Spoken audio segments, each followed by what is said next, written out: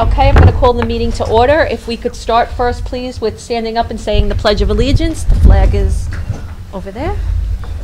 I pledge allegiance to the flag of the United States of America and to the republic for which it stands, one nation, under God, indivisible, with liberty and justice for all.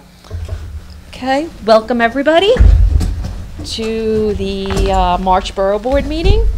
We're just going to get a few little housekeeping things out of the way. Can I just have, the minutes are in your packet, if I could just get a motion to accept the minutes, please? Dana, can I have a second? Anyone? Brendan, thank you. Okay, we have no correspondence, so we're going to get right down to the budget hearings. We were supposed to have 2 presentations this evening, but Richmond Town canceled, so Bill, you are on Staten Island Employment Education Consortium. You could stand if you want, however you feel more comfortable. Nope, that's fine. First of all, I want to thank the Borough President as well as the Borough Board for being thoughtful enough and kind enough to afford this opportunity to the agencies as well as the programs that are attempting to get some help, and hopefully it will be fruitful. All right. I think you have copies of my statement here. Yes. The Staten Island Employment Education Consortium, which was launched in 1979 as an organization designed to address the lack of vocational skills and jobs for indigent islanders, is the only private agency approved by the Social Security Administration to attend to the employment needs of the physically and mentally crippled, for instance, paraplegics, PISDs, on Staten Island. Yeah, I've only drift aside from what I've written here. The only 2 that I'm aware of besides us is Vested, and I think the workforce had it at one time. I don't know whether they still do or not, but those are obviously not private agencies. As an employment network in their Ticket to Work program, SIEEC has interviewed, assessed, networked for, and placed hundreds of SSD beneficiaries who had not only lost the reason to get out of bed every morning, but also their purpose in life. We also rewrite resumes, administer aptitude tests to augment computer skills, and rebuild confidence in our clients. Although there is an enormous degree of gratification in being able to help this population, such as recently when we were successful in securing a full-time position for our client who is totally deaf, the compensation that we receive is not nearly enough to remunerate the staff member who provides these services. The consortium could reach many more of our disabled islanders and be able to extend more comprehensive assistance, which would of course lead to employment if we could supplement this what should be a full-time initiative with 2 additional part-timers. The agency could provide immediate services rather than a waiting list for those beneficiaries when they contact us, and we would not take as long to identify and obtain a job for them when they are finally acquiring some real help in their lives. The addition of a social worker MSW to complete individual work plans and to give professional help to elicit very confidential information, and the job developer with proven marketability skills who would be a sensitive and caring positive force would allow us to conservatively double our endeavors successfully. This would make a significant difference in the depth of our ability to help those who desperately need assistance in regaining a foothold, not only in the marketplace, but also in life.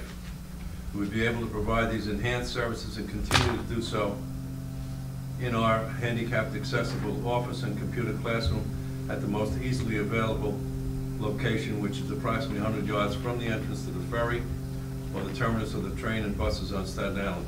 If the revenue for our Ticket to Work program was increased by $70,000, we would earmark $50,000 for the alluded to salaries for the much needed extra help and the balance for rent. Thank you in advance for your consideration and hoping for improvement of this exceptionally worthwhile program. Gratefully, William Dimple. And I think that's under 3 minutes, I hope. It is. Okay, does anybody have any questions for Bill? Sure. Go ahead. So just your clients throughout Staten Island, where are they predominantly located? Throughout the entire island. Throughout the borough. Oh, yeah. And you said you have 1 staff member? You're looking at them. Just you. Okay. Okay. Did you did you have a recent downsizing, or has it always been that way? Well, we did. We had a part-time person who was working as a social worker for a while, but unfortunately we were unable to continue with her because of the dollar cutbacks that we've had to endure. And we've been doing this now for approximately 8 years, 8.5 years. It's not a new program. It's just a program that it's one of our 7 of our programs, and it's an important one, and it's something that we've never gotten any real funding for. We desperately need it. Okay. Anybody else? I'd just like to say I'm familiar with the outstanding work you do on a very limited budget, keeping up high Thank school. you very much. Appreciate it. Yes, we have worked with you for many years in the council and now, and you've always been a great resource to us. Thank you. Okay, so at this point, I am going to close out the budget part of the meeting, and then we're going to move on now. We have 2 presentations. The first is from DOE. We have Sophia Pappas here. She's going to give us a presentation on the pre-K application process and the expansion of the program. So, Sophia, whenever you're ready. Great, thank you. And I have my colleague here, James. Do you want to introduce yourself? Yeah, hi, my name is James Morgano. I'm an admissions project manager working on pre-K admissions for the Department of Education as well. It's nice to meet you all. Welcome. James is going to put the presentation up on the PowerPoint, but I also have copies to hand out. Okay. And then we have a one-pager on finding space for pre-K that I'll also give you. Okay.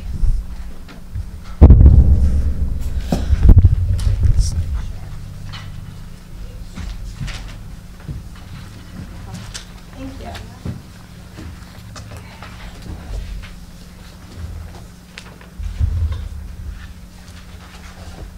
So while James is getting that set up, oh, there we go. Very quick. Thank you. So I am Sophia Pappas, and I run the DOE's Division of Early Childhood Ed for all 5 boroughs. I'm really excited to be here tonight to basically update you on where we are with the city's historic full-day pre-K expansion.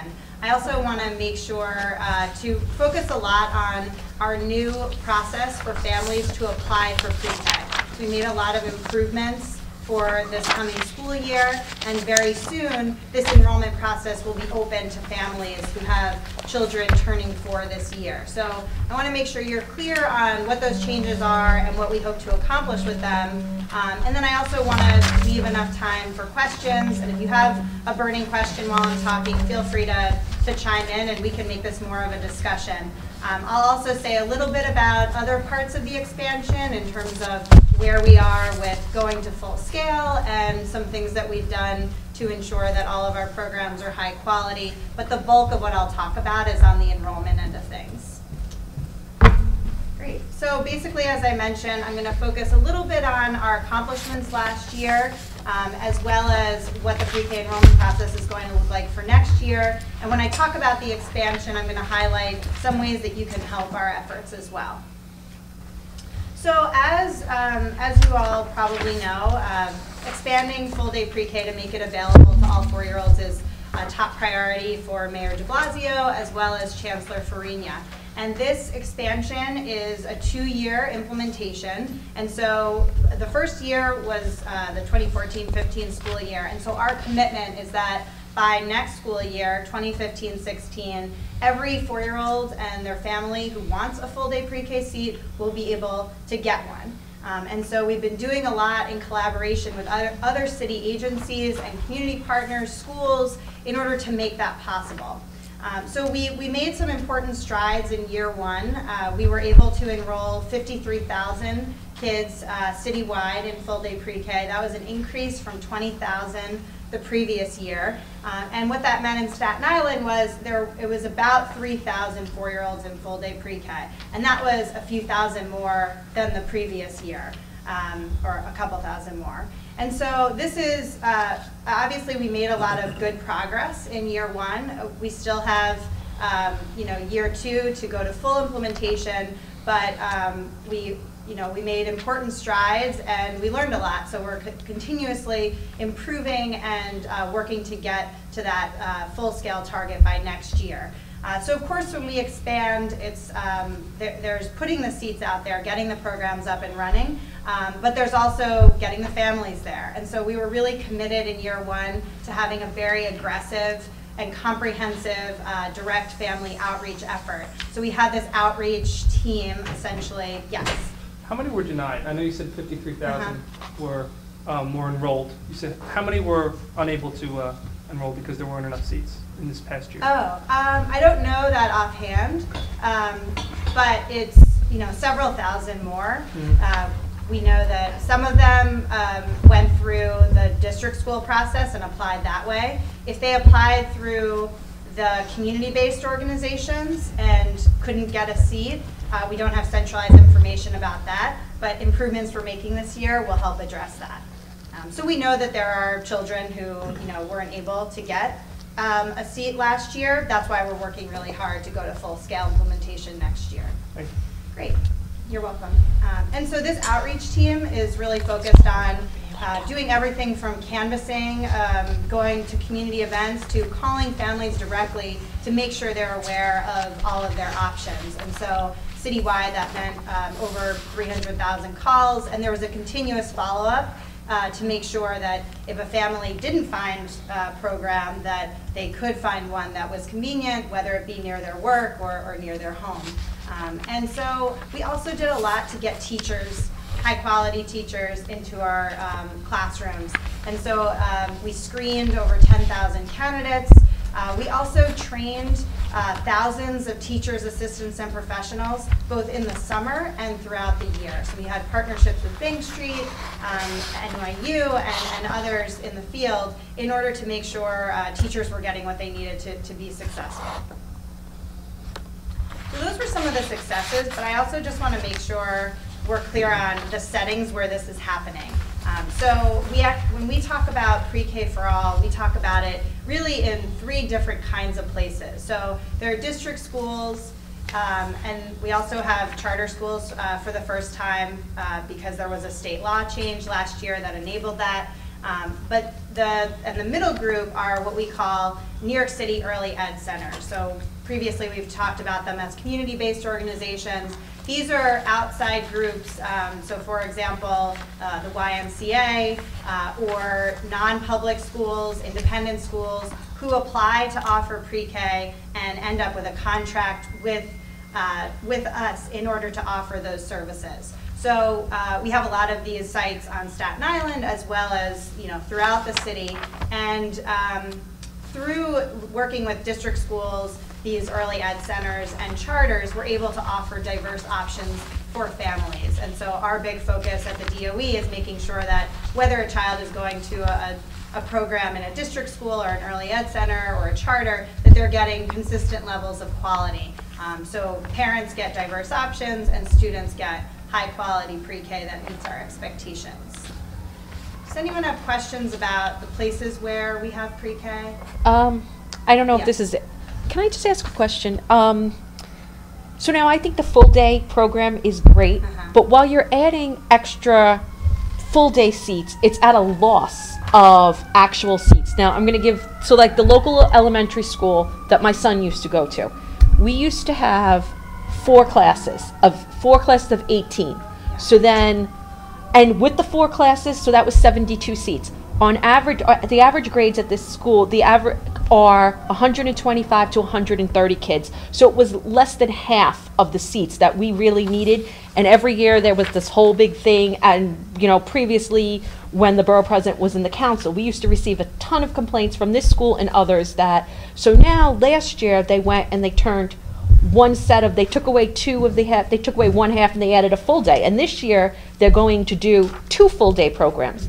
So that's only going to be 36 seats for a school that normally, like I said, averages about 125 to 130 kids per grade. So now what's going to happen with this? So now if you were to say, okay, well, let's go to the local community-based organization. That's the Catholic school that my son actually goes to now. We used to have 38 seats. We actually had 38 parents who were interested in going to the school because they weren't aware that the changes were going to come, and then DOE came in and offered them 20 seats. So now that is 18 seats being lost at this school. So now this is 2 schools that service 1 neighborhood, and that's a net loss, not a net gain. And like for the Catholic school, let's just say, that's a big detriment to the school because they may not get those kids back, or these, and what the ironic thing is, one parent that called to complain, She actually moved her kids. They used to go to the public school, and her first two, when she had her first, she has 4 kids. So her first one made it into the pre-K program, her second one, so now her first and second are in the local school, which is PS 41. Comes time for her third, she gets shut out because there's only 72 seats in that school, and she gets shut out. So now she moves her kids to Catholic school, and ironically, her little one, the 4th one, is now going to the Catholic school, which was 38 to 20, and she's been told she's probably getting shut out there. Right. So now she's been shut out twice, and she's had to hustle her kids all the way to other neighborhoods and everything like that. And she's actually considering not sending her kid to the youngest one to pre-K at all because she has 4 kids. Right. So now what's going to happen to make up for that deficit? Sure. Well, because that's a big deficit for just one neighborhood. I understand. So we understand that not all schools and not all community-based centers and non-public schools can accommodate the same number of kids they used to with half-day as full-day. We did try in the first year to limit the sort of cases where there was a net loss because we were still working to get to full scale. The way we compensate for the deficit is, as we go to full scale, we are working in those neighborhoods and across the city to make up for the deficit in other settings. So now, all right, so then let me just ask you now, what happens if a community is happy with the half-day seats and they don't want to go to full-day seats, but they were told they have to go to full-day seats? So we anticipate that we'll have a small number of half-day seats left. We're going to look closely at how demand is shaking out. We expect to because like on Staten Island is not the norm for the other boroughs and stuff like that, and even the neighborhoods are different. There are different neighborhoods, but you know it's different needs. Like I myself have always been a working mom, but I was fortunate enough to have childcare, so I never really needed a full day seat. So it's like different neighborhoods and different, like, it's not a one size fits all kind of thing, where then I have other friends who need the full day because they're not lucky enough to have childcare. We understand that, and we are going to be issuing a half-day RFP with a certain number of seats in the coming months or so. We also know that, I mean, our priority is to go to full day because we think that having more time for instruction in pre-K for full day is beneficial to kids. And we know that not everyone agrees with that right now. But we also know that when kindergarten was going to full day, some of these same debates were going on. So, you know, we're not totally getting rid of half day. We're going to be looking at how demand is unfolding. And then we'll make decisions year to year about what to do with subsequent half day RFPs. But we are issuing one this year precisely for this reason, that we know that as it stands, there are some places where there's still high demand for half day. Okay. Thank you. Thank you. Sharing. Okay. So the big change this year for parents is going to be that we are moving towards having one enrollment process. So for those of you who may be parents or know parents who went through the process in previous years, we basically had 2 processes. For district school applications, parents would go through a centralized process. So they would apply online or in person at an enrollment center. They would put all their choices and then get a match. For the non-district schools that I mentioned before, they had a different process. Families went directly to the programs, and it was a lot more fragmented. And often what happened was that families would go through the district process, and then if they didn't get what they wanted, then they would go to community-based organizations, and then the parents had to run around filling out multiple applications. So we really wanted to avoid that and bring everyone under the same system to make things easier for families and for programs. And so starting this coming school year, and actually starting in a couple weeks, right, March 16th, we will open up a new process that brings it all together. And so, thanks. And so you have the handout. I wouldn't try to read on the screen, it's very small. But basically, we believe that this will be beneficial to families because rather than going through all those different processes depending on the setting, they're going to learn about their options through the directory that you're reading. We're going to have even more options when the process opens with an updated directory online. But basically, they're going to look at their district school and their early ed center options in one place. Then they're going to fill out one application, put up to 12 choices, and then they will get one match. And it could be in either a district school or an early ed center. And then they will go to that program if they like what they got. And then if they're still looking for another option, then we have our outreach team ready to provide them direct support. So we think with all of this that it'll be very beneficial to families.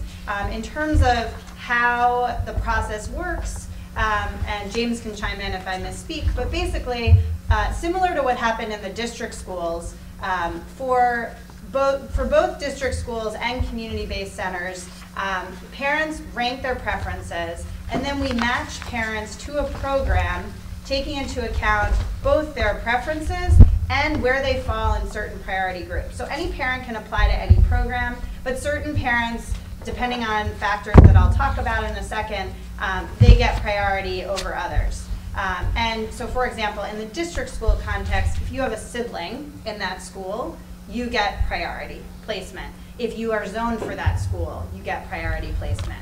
So the priorities for district schools are very similar to kindergarten priorities as well. Those are staying the same. But because we were bringing community-based centers into the process, we needed to develop a priority structure that made sense for community-based centers. So we spent a lot of time talking to directors of these programs to find out what are their current enrollment practices and what would make sense for them and families. So what you have here is basically the listings of priority groups. So a lot of our community-based centers serve 3-year-olds. So we are giving priority for those 3-year-olds if the families want to matriculate up into the 4-year-old spots. Okay. And for this year only, since the rollout came, like we basically explained this all to programs a few weeks ago, we know that some of them already have made commitments to parents. So we are also honoring those commitments for this year. And then priority 2, we know that some of them have siblings who are in their either early ed program, or if it's a non-public school, they may have siblings in an upper grade. So let's say it's a Catholic school that partners with us. They also get priority. They get priority next. We also work with some large social service organizations who focus on serving families as a whole. So if a social service organization is serving adults in the family, they would get priority to have the child in that family enter the program. The 4th priority group has to do with language support. So a lot of our community-based centers specialize in serving students who speak a certain native language. So maybe they've hired staff who speak that language. They have materials in the classroom to support children who speak that language. So if a parent wants to and their child speaks that language, then they get priority for the 4th group.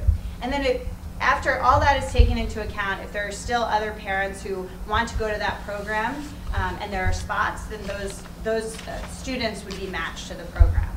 So a similar thing goes on in the district school side of things, but it's relevant for district schools, so the zoning and the sibling priorities that I mentioned. So I know that's a lot. Does anyone have questions about how the priority structure works or the matching process? Okay, great. So I won't go through this in detail. I sort of alluded to a lot of this before, but we see great benefits for providers and families in this process. So the single timeline, the single set of steps that families go through, that's beneficial to them, but also for the providers. They don't need to wait until families go through the district school process. It's all happening at once, and that allows them to plan for welcoming families and for getting their staff ready. And there was a lot of administrative burden that went on because programs would basically receive tons of paper applications from families. This process involves an online system that all the programs are being trained on, and what ends up happening is we basically pre-populate a waiting list for the programs. So any family who ranked a program higher than what they matched to, those families get automatically put on the wait list for those programs. So not every family is going to take the match that they get. So programs, a lot of programs will have to use the wait list to fill all of their seats. This process makes that easier for them. It's all in one place. And if they need technical assistance, we have a lot of people at the DOE and the Office of Student Enrollment who can help. Okay, so how does this work? 3 ways that parents can apply. They can go online They can do it over the phone, or they can go in person at a family welcome center. And in all of these options, there are translated materials available. And parents can do this anytime between March 16th and April 24th. So sometimes people think, oh, is it first come, first served? Is there a benefit to doing it earlier in the process? The answer is no. If a parent completes their application the first day of the period or the last day, it doesn't matter. They can also start the application and change their choices during that period, and then all the information gets taken into account with no advantage for parents who completed it more quickly. And then placement offers are distributed in early June. There's a lot of back-end work that needs to happen to do the match, to clean up the data, to have programs verify the information that parents put in. So for example, if the parent says, yes, I have a child who's 3 that I want to matriculate up, the program has to verify that that's actually true. And then after that, the parents, they want the match that they get, pre-register in June, and this is the timeline basically mirrors what has gone on in the district schools for several years. So before I go into other parts of where we are with expansion, any questions about the timeline, the process? No? Okay. Thank you. So as I mentioned, this September, we're going to full scale. We're offering, or this coming school year, to Seat for Every Child Who Wants It. And so to do that, we are basically running various RFPs and applications for district schools, early ed centers, and charter schools. And so the directory that you have has the most up-to-date information we have as of now. But when the process opens, there are going to be even more options for families in Staten Island and across the city. And we will run additional application processes as necessary. We're actually getting ready to issue another RFP on the early ed center side of things. And as I mentioned, we're also going to be running a half-day application process in the coming months.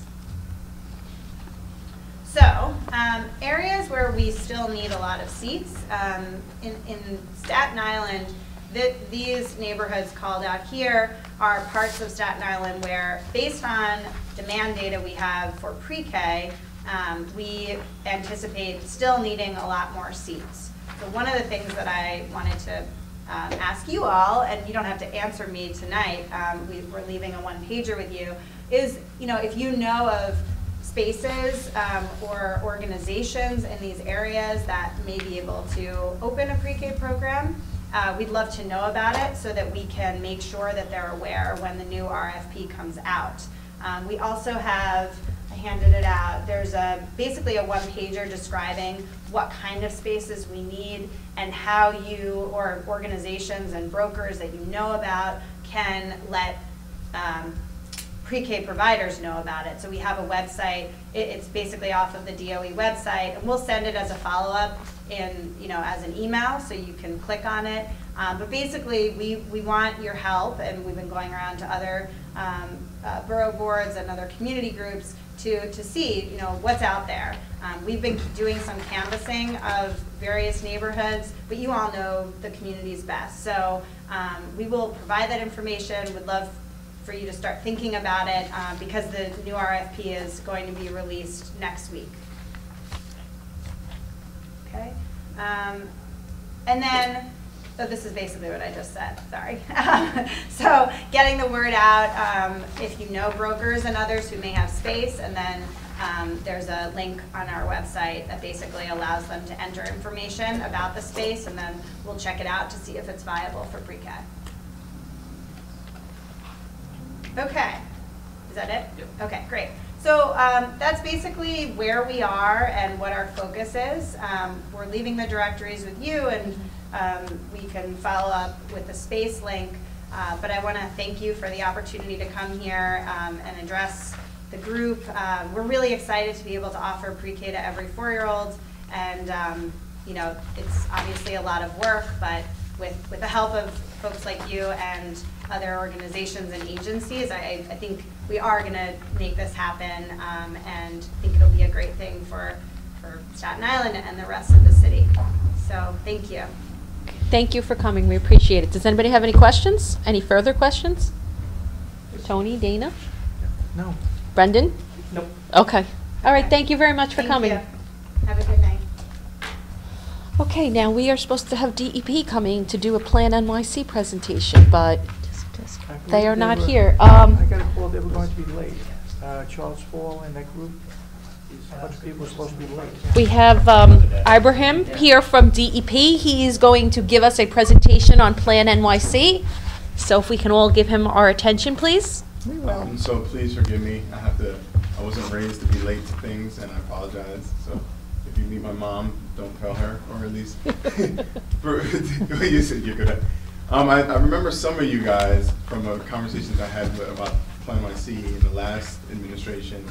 Ever since then, I've had 2 children and moved away for a year, moved back. And now I work at DEP. I'm the Director of Community Affairs at DEP. So Frank Fontana is your point of contact at Staten Island. He works for me. And Mario Bruno is my direct supervisor at DEP. So I work very closely with Mario Bruno. He's mentoring me very much so. Yeah. You know Mario. He's a known quantity. He lives on the island. He's also encouraging me to get my civil service. Like it's been very good. Learning about city government. He's been in multiple different agencies, so just that context. I was pulled into this process to help think through the citywide engagement around Plan NYC. So what I'm gonna convey to you in a very brief amount of time is the difference between the last iteration of Plan NYC and the way the current administration is thinking about it, just so you see the context and the shift, as well as ways that you and your communities can engage going forward. So, is that clear, everybody? Great. So, I guess I'll just start from there. Do you guys remember the conversation that we had last time? You guys, when I say Plan NYC, what pops up, what jumps up out of your mind? No comment. What's that? No comment. No. How few Staten Island locations were in the entire plan, and many of them were locations that were already works in progress. And they were never realized anyway, so, And there's that too. yeah, so. Which is one of the things I hope we can address, I don't want a substantive level, but other thoughts? You guys remember about Plan NYC? They don't count, they're audience. Don't even look at them. Got it. So I won't look over there. No, you can talk to them. You can talk to them. Nothing? Well, sustainability was sort of like the framework. I think from a historical perspective, a lot of the agency coordination that happened that created the Plan NYC was something that originally the Bloomberg administration had created to get the Olympics, right? So there was like a big push to bring all these people together around the Olympic bid. And then when they didn't get that, they sort of figured out, oh, so there's some other things that we can do with this. And it was really infrastructure coordination was really the conversation that the city started having. So it was around 25 agencies that came together.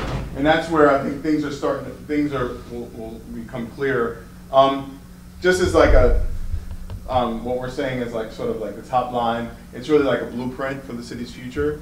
And that's the way it was put into law, and that's sort of how it's structured. Every 4 years, the city is supposed to come together and think through all these different areas, really infrastructure areas, big infrastructure pieces, and how do they fit together. That's the big picture view. And I'm going to go through the plan and issues and how we can engage. The larger conversation here is, in the past, the city has thought big. People have thought around tunnels, bridges, roads. There's been a lot of big thinking that's come in the past. People that have thought about us a long time ago. The best example of this that I can give is that when you look at Department of Health data from like the 1850s and 60s, you start to see the deaths from cholera were like 5,000 per year. When you start to see the effects of our water system that was built upstate, literally within 2 or 3 years, cholera deaths went down to like 4 or 5. That's how dramatic the shift was. And so that's sort of the thinking that we need to think of. It's like, it's less about, sustainability, it's really about what are we going to leave for the people that are coming after us in future generations. And that's the conversation that the city wants to have. We know that that's something that people think about, but we also want to push that forward. the personal thing for me is that I have a 3-year-old and a 1-year-old, so I always make sure I mention this to folks because hopefully there will be, we have this conversation internally with my colleagues as well. The city is changing. We know it's changing. We want to make sure that the character and the sort of like the general way that people interact in the streets and talk to each other, we want to make sure that those elements stay the same. So if you want to think about it from a big picture perspective, if you think about the way human beings relate to the physical infrastructure, how do human beings relate? So just like government is having a conversation around technology, e-government, how are we going to use technology for governance? We're still trying to figure out how technology fits within the context of governance. Only now, I would say two decades in, do we have a better idea, and we're still figuring that out. And that's what we're thinking about with this infrastructure stuff. It's like, how do people relate to the infrastructure and our goals and our values at the time? So right now, there's about 70 different agencies that are coming together across different areas, and we're going to go through those areas, really having a substantive conversations about the built environment, about how their work fits within the built environment and how they can improve what they're doing as it relates to the built environment so that human beings fit into that built environment, the things that we're putting together. So the key questions that we're asking is how can we make it easier to participate in New York City's civic, economic, and cultural life? How can, and within all these questions, I want you to really think about the built environment, and that's really what we're trying to get people to think about. How can New York City accommodate 500,000 more people over the next 30 years? These are difficult questions and hard ones to answer. How can we grow an equitable and diverse economy that creates good paying jobs? And then finally, how do we create healthy, sustainable, and resilient communities? One of the things I always point out to folks related to the sense of resiliency is that New York City has a really good core. Like when there's a big snowstorm in my neighborhood, people go out there and they have their shovels and they're helping out their neighbors.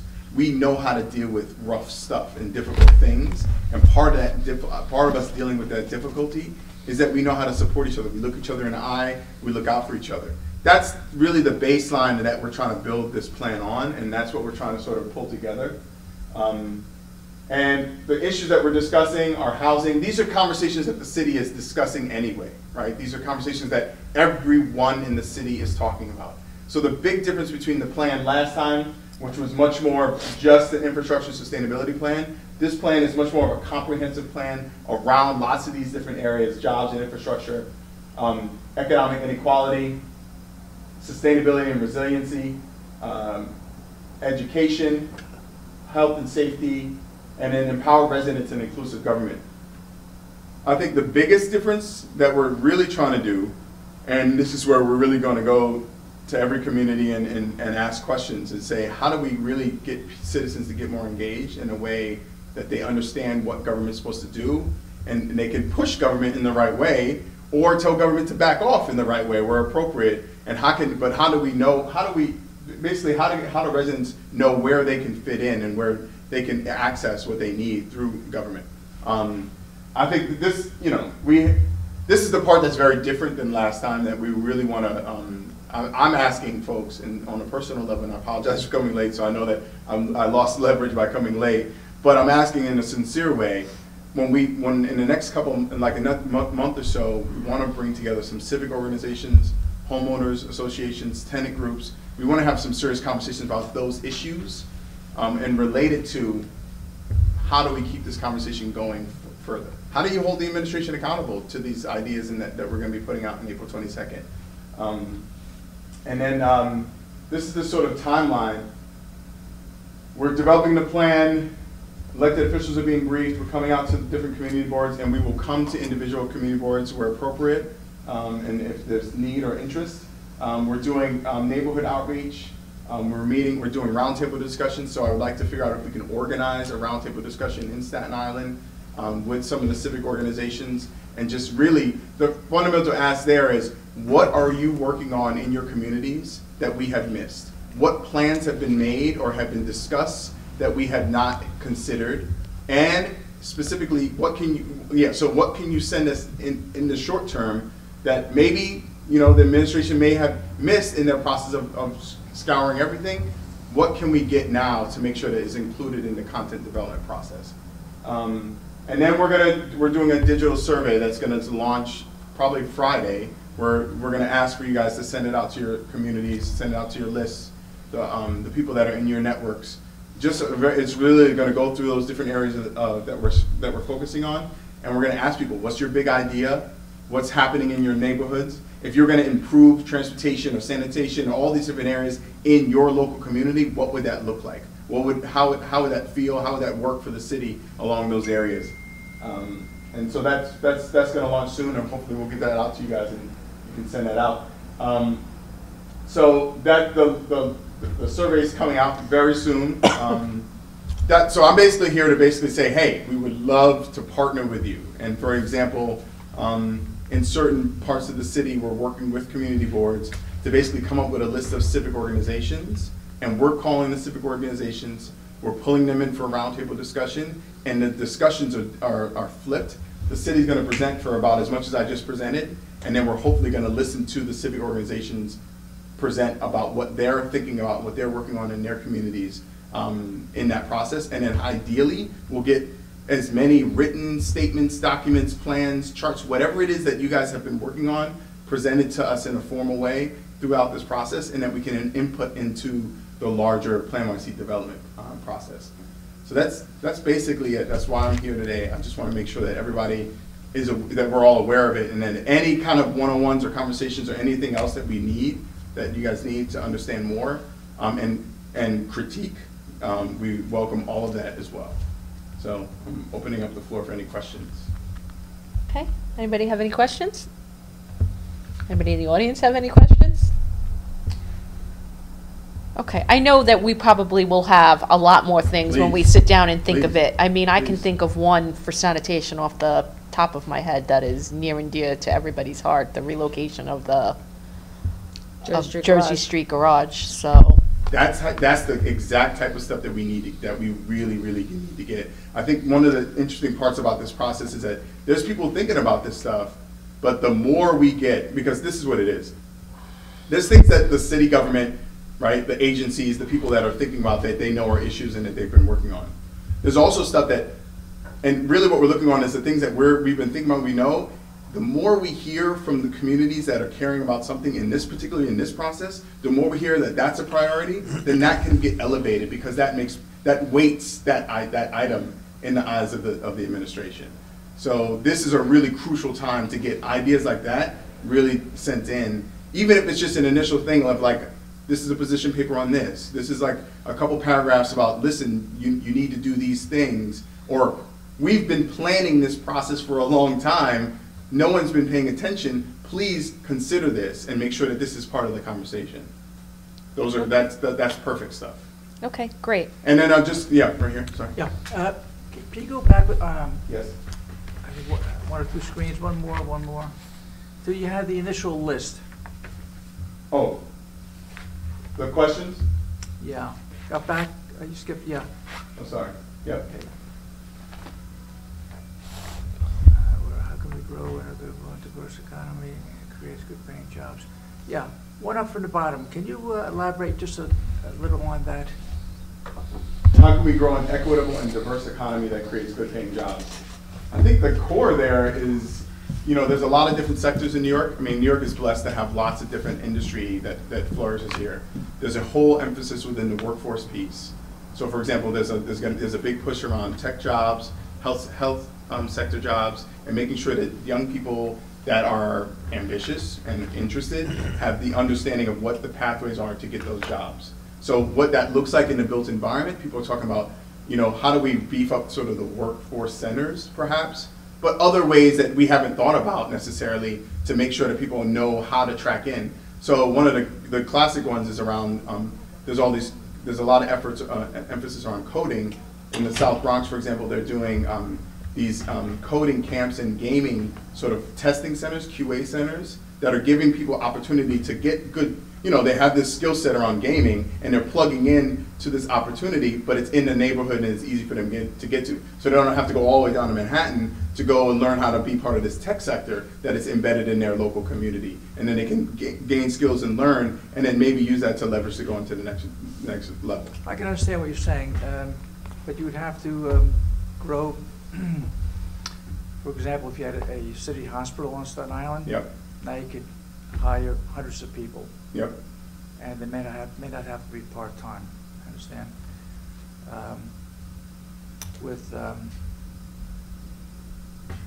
As far as some of the economy to trickle down, people get disgusted when the higher echelon, federal, or even state sometimes governments give the people the feeling of being let down, whether it be health care or just general things that don't put bread and butter on their table, things that make working difficult. You mean larger stuff that makes it difficult to get to work, difficult to pay for things? Yeah. Mm-hmm. Our transportation system. I don't see that the city can pay for the whole thing. The state's going to be involved, and Right. we may need federal funds, depending on what we're doing now. That's what holds us back so often. Like now we're getting $1 billion private funds in the North Shore of Staten Island, Mm-hmm. which has been deprived of so much for so many years.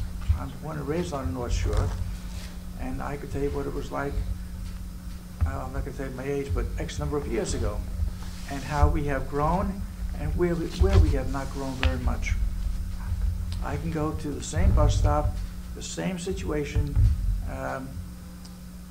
that was 50 years ago, okay? Certain things have not changed, but yet we've grown. Yeah. And we've sort of struggled to grow. So, okay. I mean, in some of what I hear, what you're saying, the specific idea around the hospital and around specific institutions is that's the type of stuff that we need to, that would be great to get. I know that, and there may have been avenues where that has been communicated before, but this is an opportune time to make sure that that is elevated. Yes, a science institute for those that want to go into Those are great research, medical or any type of research. Not nuclear research, of course, unless I'm speaking of just For sure. health. That would employ a lot of people that, and it would help the population. We might have some discoveries there. No, that's great stuff. That's Yeah. and so so I would love to know from some of these ideas, how do we get them? I mean, I know that I know that you guys have been doing this for a while and that you guys know your communities really well. So I want to make sure that those things don't get lost. That's really what I'm here to say. Like whatever's, been discussed or whatever's out there that people are like, this is a great time for things that people are like, you know what, the city's dragged its feet on this for a long time. Let's make sure that this is put front and center. And my promise to you is that I'll take ideas and content and real thing, and I'll bring it directly in front of people working on these plans. And can't guarantee it will be but the unique thing about this particular moment is that as we do this ongoing engagement, we don't know what that's going to look like.